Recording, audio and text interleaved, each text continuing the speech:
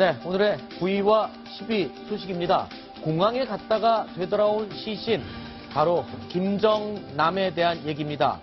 자, 김정남의 시신을 지난 14일 이 방부 처리를 했다는 소식을 전해드렸었는데, 자, 북한으로 이 시신이 인도되느냐 아니냐, 아니면 어디로 갈 것이냐에 대해서 관측이 많았습니다. 이 시신이 공항까지 그런데 갔다가 다시 병원으로 돌아왔다고 합니다. 이유가 뭔지 궁금합니다. 좀 알아보겠습니다.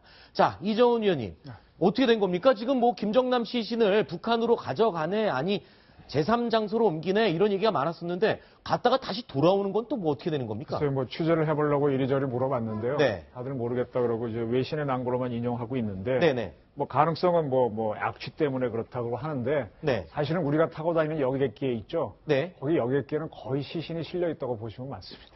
아, 그래요? 아프리카나 여기 여러 가지 이유로 해외에서 돌아가신 분들을 네. 비행기로 싣고 오는데 그냥 항공화물로 많이 오는데 잘 네. 몰라서 그런데 어쨌든 뭐 그게 일반적인 건데 거부했다는 설이 있고, 네. 그다음에 이제 두 북한하고 말레이 사이에 어떤 협상이 파탄됐다 그런 얘기도 있습니다. 아, 그렇군요. 그러니까 북한과 말레이시아 정부 간의 협상이 어그러지면서 그러니까 시신 인도가 다시 취소가 되고 다시 병원으로 시신이 돌아왔다. 일단 뭐 딜레이 됐다고 보는 게 맞겠죠. 네. 어떤 부분에서 의견 차이를 줄이지 못했을까요? 글쎄요, 그거는 지금 뭐 섣불리 추론하기가 좀 힘든데요. 아마 이게 서로 맞교환을 한다면 베이징에서 이루어지겠죠. 네. 베이징에서 지금 고려항공 비행기가 말레이인 9명의 외교관을 데리고 나오면 거기에서 이제 과거 이제 베를린의 찰리 검문소에서 이 서방과 공산주의의 스파이를 맞교환하듯이 뭐 그런 식으로 하려고 했던 것 같은데 북한에서 뭐 9명을 안 보낸 건지 네. 또는 뭐 이번에 말레이에서 3명을 조사했지 않습니까? 북한 대사가 있는 사람들. 네네네. 그 사람들을 나중에 보내겠다고 따로 했기 때문인지 그게 아직 확인이 잘 안 되고 있습니다. 네.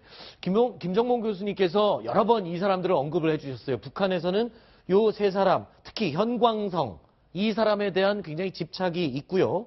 그리고 글쎄요, 이 고려항공 직원에 대해서는 그렇게 집착을 한다라고 볼 수는 없겠지만 일단은 현광성에 대해서 굉장히 북한 정부가 지금 집착을 하고 있는 상황 맞죠? 그렇죠. 그래서 북한 입장에서는 김우길, 현광성 그리고 이지수 네. 세 사람을 체포가 안 당하게 해서 북한으로 무사히 탈출시키려는 게 이제 목적이고. 네. 근데 말레이시아 입장에서는 일단 김정남 시신만 주고 어떻게 네. 하면은 말레이시아 국민 9명을 데려올 수 있을까 이런 게 그 목적인데 쌍방간 이제 이해가 다르기 때문에 네. 협상 과정에서 이제 합의가 불발됐기 때문에 네. 다시 시신 인도를 안 하는 것 같습니다. 사실 김정남 암살의 증거 자체가 김정남의 시신 아닙니까? 그런데 이걸 북한에 인도를 해줘 버린다는 거는 말레이시아 정부가 북한에 완전히 다 원하는 대로 다 들어줘 버리는 거 아닌가요? 현재는 아마 말레이 정부는 자신이 있을 겁니다. 이 범죄에 북한이 연루됐다는 것을 입증할 만한 충분한 근거가 있기 때문에 네. 시신을 돌려줘도 아무런 문제가 없다고 이제 판단한 것 같은데 네. 가장 큰 증거가 바로 CCTV입니다. 네. CCTV에 북한 공작원 4명이 나갈 때 현광성과 김우길이 배웅하는 장면도 있었고, 네. 그다음에 또 수사 과정에서 CT 아이샤가 네. 범행 전날에 600불을 받았다라는 네. 얘기를 했습니다. 인도네시아 입장에서는 600불이 굉장히 큰 돈입니다. 아. 한 석 달 정도 월급이 되기 때문에 네. 큰 돈을 받고 사람을 죽였다는 게 또 얘기가 되고, 또 캄보디아에서 시티 아이샤하고 도안티 흥이 캄보디아에 들어가서 이 북한 공작원들한테 어떻게 사람을 죽여야 될지 예행 연습을 했기 때문에 아마 범죄 입장에는 별 자신이 있기 때문에 이렇게 세 사람도 내보내고 시신도 돌려주려고 하는 뭐 그런 협상을 좀 하고 있는 것 같습니다. 만에 하나 북한으로 김정남의 시신이 인도가 됐다라고 한다면 김정은의 입장에서는 김정남이 굉장히 눈에 가시였던 존재 아닙니까? 그러면 김정남의 시신은 북한에 들어가는 순간 어떻게 처리가 되는 겁니까? 아마도 시신이 북한 대사관에 인계가 될 겁니다. 네. 그러면 그 북한 대사관이 말레이시아를 떠나기 전에 말레이시아에서 화장할 가능성이 가장 높다고 생각이 됩니다. 아하. 그래서 화장한 김정남 시신을 유골을 가지고 가서 아마 이제 서해 바다에 뿌리든가 네. 아니면 대동강에 뿌려서 흔적을 없앨 가능성이 가장 높다고 생각이 됩니다. 그렇군요. 자, 김정은 얘기가 나왔으니까 좀 최근 근황에 대해서 이야기를 나눠보겠습니다. 김정은이 8일 만이죠. 8일 만에 모습을 드러내지 않다가 갑자기 또 공개 활동을 시작했어요. 오늘 간 장소가 조선혁명박물관에 시찰을 갔다. 이거 어떤 곳입니까? 유명한 의미가 있는 곳인가요? 그렇죠. 그러니까 북한의 혁명을 했다는 사람들이 김일성 아버지부터 김일성, 김정일 이 3대가 북한의 독립을 위해서 네. 또 북한의 건설을 위해서 큰 업적을 남겼기 때문에 이 세 사람을 위한 박물관을 만들었는데 그 박물관이 바로 조선혁명박물관입니다. 네.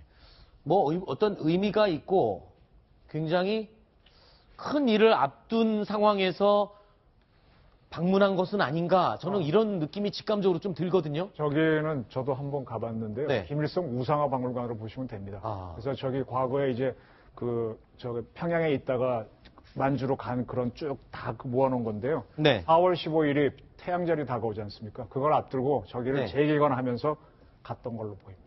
그렇군요. 네. 그리고 또 사진 한 장을 한번 보겠습니다.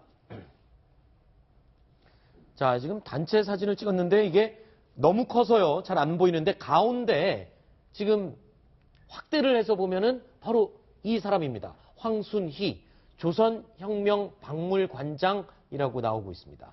조금 전에 말씀을 해주신 그 박물관장이네요. 어떤 의미가 있는 인물입니까? 그 박물관장은 유경수 부인인데 유경수라는 네. 사람이 배고 탱크에다를 몰고 네. 서울을 6.25 때 가장 먼저 점령했던 사람입니다. 아하. 우리 국민에서 봤을 때는 철천지 원수죠. 그 네. 원수의 부인인데 저 유경수 황순이 전 부인이 네. 그러니까 유경수의 첫 번째 부인이 김일성의 부인이 김정숙의 여동생입니다. 그러니까 어떻게 보면 김일성이하고 유경수하고는 동서간이었는데 그 여자가 빨리 죽는 바람에 황순이가 다시 재혼을 했었습니다. 네, 그렇군요.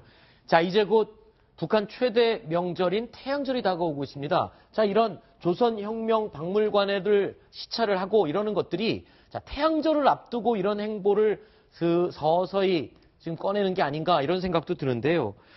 자, 태양절을 기념하기 위한 말리마 속도? 이건 또 뭡니까? 말리마 속도에 지금 열을 가하고 있다. 이게 뭐 하는 겁니까? 천리마 속도라는 게 1950년도 12월 달에 김일성 연설에 의해서 만들어졌는데 네. 우리 다 알지 않습니까? 천리마 그렇죠. 속도가 뭔지. 말리마 속도는 그보다 10배나 좀 빨리 가자라고 해서 작년도 5월 달에 7차 당대회를 할 때 김정은이가 만들어 놓은 말입니다. 근데 네. 북한 주민들을 들들들들 볶아서 노동력을 착취하기 위해서 말리마처럼 열심히 뛰자라고 만든 게 말리마 속도입니다. 네. 뭐 좀 있으면 억리마 속도도 만들고 뭐 계속 빨리빨리 하라고 계속 그러겠네요. 안 그래도 지금 북한의 여명거리 조성하는데 그렇게 속도 내라고 주민들을 닥달을 하고 있는데 이게 그렇지 목적이 않습니까? 있는 걸로 판단하셔야 돼요. 네. 북한에서는 우리는 지금 과학자를 그렇게까지 우대 안 하는데 김정은은 그 네. 선대부터 굉장히 우대를 합니다. 그게 뭔가 하면 지난번 어부발 사건이 있었잖아요. 네네. 핵과 미사일을 개발하는 게 과학자이기 때문에 태양절을 앞두고 여명거리 공사를 완성을 해서 네. 거기에다 과학자 집을 주려고 하는 것 같아요. 그래서 굉장히 서두르고 있습니다. 말리마가 아니라 당장 억리마라도 해야 될 겁니다. 지금 김정은의 행보를 보면요. 글쎄요. 뭐 천리마 말리마에서 빨리빨리 완수를 해라라고 지시를 하는데 사실 우리는 경험을 하지 않았습니까? 이거 빨리빨리가 얼마나 나쁜지 부실 공사로 이어질 가능성이 굉장히 높잖아요. 그래서 이 초고층 건물들을 짓는데요. 네, 지금 굉장히 걱정입니다. 특히 북한이 4월 15일까지 완성하기 위해서 네. 추운 겨울에 아파트 시공을 했지 않습니까? 네. 그러니까 콘크리트 양생을 한겨울에 했거든요. 그러면 굉장히 위태로워집니다. 이게 네. 뭐 습기가 되도록 이렇게 발산이 안 되고 그래서 앞으로 통일이 되면은 정말로 저 건물들을 그대로 내버려 둘 수 있을지 그것도 의문일 정도로 너무 난림공사를 하는데 제 대표적인 난림공사가 2014년도 5월 달에 네. 평양시 평천구역에서 네. 23층 아파트가 짓다가 무너져가지고 그랬었죠. 다 졌죠. 다 졌는데 내장공사가 일부 조금 안 끝났었습니다. 벽돌에. 네. 근데 하여간 그 당시에 몇백 명이 가입주를 했는데 네. 그게 무너지는 바람에 수백 명이 사상자가 났었습니다. 그랬었죠. 네, 그 바람에 이제 책임자가 총살당하고 이렇게 그런 사건이 있었습니다. 얼마 전에 저희 뉴스탑10에서 그 사진 또 한번 보여드린 적이 있는데요. 김정은이 시찰하면서 여명거리 시찰하면서 코트에 하얀 페인트가 묻어있는 사진을 저희가 또 공개를 했었습니다. 바로 이 사진이었는데 화면에 보이시나요? 이 사진은 아닌 것 같은데요. 자, 그런데 그 사진도 저는 사실 그런 생각을 했었어요. 하얀색 페인트가 묻어있는 바로 이 사진입니다. 자, 이 사진, 페인트가 묻어있는 사진도 아직 공사가 덜 됐기 때문에 저 페인트도 묻은 게 아니겠습니까? 그렇죠. 제대로 마르지도 않은 상태의 시찰을 나간 것이 아니겠습니까? 저것도 우리가 얘기했습니다만은 타워 크레인이 부족해서 인민군 병사들이 그 전부 다 이 건자재를 전부 다 지어서 7층까지 올렸고, 그다음에 이제 페인트도 마르지 않는데 그 김정은이 올라갔다는 것은 얼마큼 현재 공사를 서두르나를 우리가 알 수가 있습니다. 그렇군요. 자, 우리나라에서는요, 이 초고층 건물 하면은 펜트하우스, 꼭대기 중에는 뭐 펜트하우스도 있고 뭐 이런 얘기들을 많이 듣습니다. 그런데 고층일수록 고가에 거래되는 게 우리 남한 입장에서 맞는데 북한에서는 고층일수록 값이 더 떨어진다면서요. 이건 또 왜 그럽니까? 그건 전기 때문에 보시면 제일 이해가 쉽습니다. 전기요. 예를 들어 우리 저기 롯데타워 새로 네. 짓지 않습니까? 네. 그거요. 물을 맨 위로 끌어올려서 떨어뜨리면요. 1층에서는요. 수도관 다 터집니다. 500m를 떨어지는 폭포 수압을 견디겠어요? 이보스 그렇죠. 폭포가 한 100m밖에 안 되는데. 네. 알아서 그 전기를 이용해서 중간에 밸브로 다 잠궈줘야 되거든요. 네. 그래서 그게 유지가 되는 건데 전기가 없으니까는 끌어올리는데 한계가 있고 그러다 보니까 위층은 물이 덜 나오고 여러 가지로 네. 또 엘리베이터도 문제가 있고 전기 부족은 굉장히 심각할 겁니다. 네. 자, 저희가요, 북한의 초고층 아파트의 실태를 정리를 해봤습니다. 자, 우리나라에서는 초고층 아파트 살면은 자랑하고 싶을 정도로 좀 좋은 데 산다, 이런 얘기를 듣기도 한다는데, 북한은요, 초고층 아파트에 살면 이런 불편한 점이 있습니다. 엘리베이터가 수시로 멈춥니다. 출근길에 엘리베이터 멈췄는데 우리 집이 27층이다. 그러면은 지각하기 일쑤겠죠? 자, 두 번째, 초고층일수록 수돗물이 나오지 않는다. 방금 네. 이정훈 위원께서 말씀해 주셨고. 자, 20층 이상은 꽃제비들이 차지한다. 이거는 무슨 얘기입니까? 자, 그 20층 이상은 살기가 힘들고 하니까 네. 일반 주민들은 살 수가 없죠. 네. 뭐 엘리베이터도 안 움직이고 하니까 거기는 전부 다 이제 텅텅 비었으니까 꽃제비가 산다는 얘기인데, 아까 저 수돗물 얘기했지 않습니까? 네. 수돗물이 안 나오면 그 대소변을 문제 처리를 못 하니까 바깥에 던집니다. 창밖에 던집니다. 창밖에 던지면 밖에 지나가다 맞습니다. 네. 네. 그래서 이게 북한의 현실입니다. 지금 그냥 이렇게 진짜로 그렇습니까? 그렇습니다. 현실이? 네, 그럼요. 네. 초고층 건물은 전기가 굉장히 중요해요. 그렇죠. 10층짜리로 올리는 엘리베이터는 굵기가 이만하면 되거든요. 네. 20층, 30층이면 같은 굵기로 올라가면 이거 못 견딥니다. 세제곱으로 굵어져야 되고 에너지를 훨씬 더 많이 써야 됩니다. 따라서 네. 전기가 부족한 북한이 저런 70층을 막 짓게 되면은요, 스스로 모순에 걸릴 겁니다. 저게 과학자 우대하기 위해서 하는 건데, 네. 군사 과학자들 아마 저게 북한에 보트를 내게 될 것입니다. 이 북한의 김정은이 세계적으로 본인의 과학적 업적 그리고 자랑하기 위해서 짓고 있다는 여명거리, 그 거리에 보면요, 화면에도 많이 등장하지만 초고층 빌딩들이 줄을 지어 서 있습니다. 근데 그 빌딩들의 고층에는 꽃제비들이 차지하고 있다라는 북한의 현실. 정말 웃지 못할 사정인 것 같은데, 그러면 지어놓고 그냥 자랑하고 끝입니까? 북한에서 그 여명거리나 고층 아파트들은? 대부분 도시는 그렇게 유지가 되고 있는 건가요? 과학자들한테 분양을 주겠죠. 네. 줘서 이제 그 사람들 우대한다고 할 텐데, 그분들이 살면서 이제 불만이 나오겠죠. 그러면서 이제 엘리트하고 수령이 분리가 되면은 그토록 바라는 어떤 북한판 혁명이 나지 않겠나 하는 상황이 될 수 있겠죠. 네.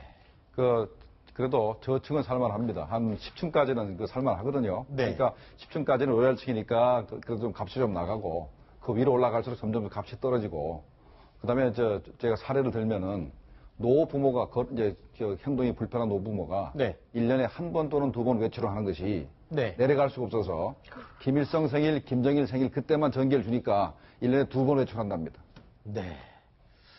자, 이렇게 자세하게 북한의 실태의 얘기를 들어보니까요, 정말 웃지 못할 안타까움을 자아내는 그런 북한 내부의 자세한 이야기를 들어봤습니다.